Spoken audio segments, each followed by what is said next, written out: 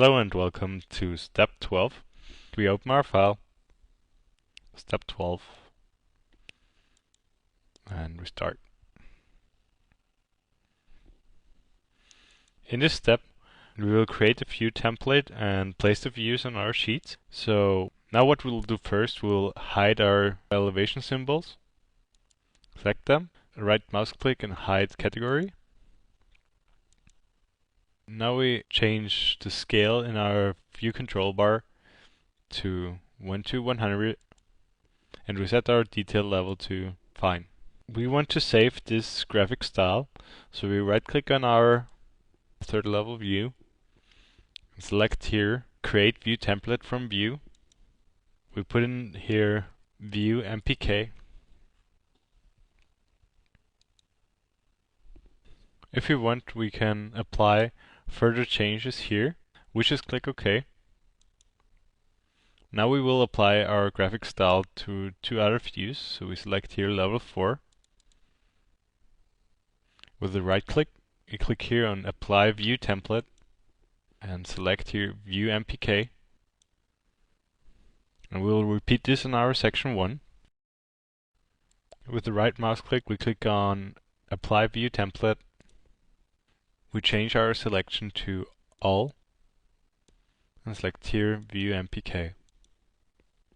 Now we switch into the south view. Always remember that in Revit every view has extent, which you can modify.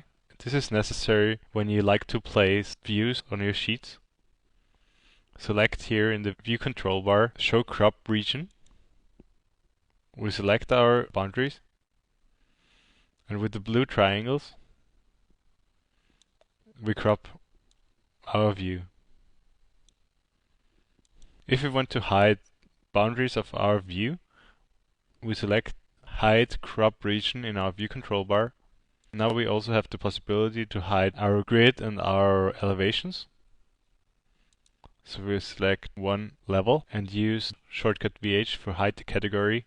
Repeat this with our grid lines, VH shortcut, and we also will hide our section. Now we are done with that. We also want to create a perspective. We switch in our side view. In our view tab, we select camera. Set the camera, and here we have our first perspective. That looks really nice. We can modify the boundaries.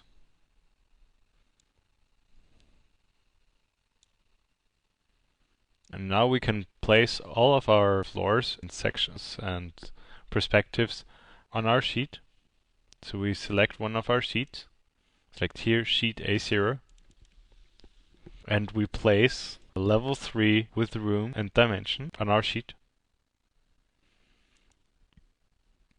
Now we also place section 1 and the perspective on our sheet.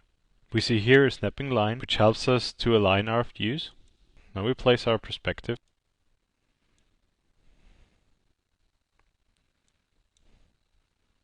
We can modify the size of our perspective. Click here size crop.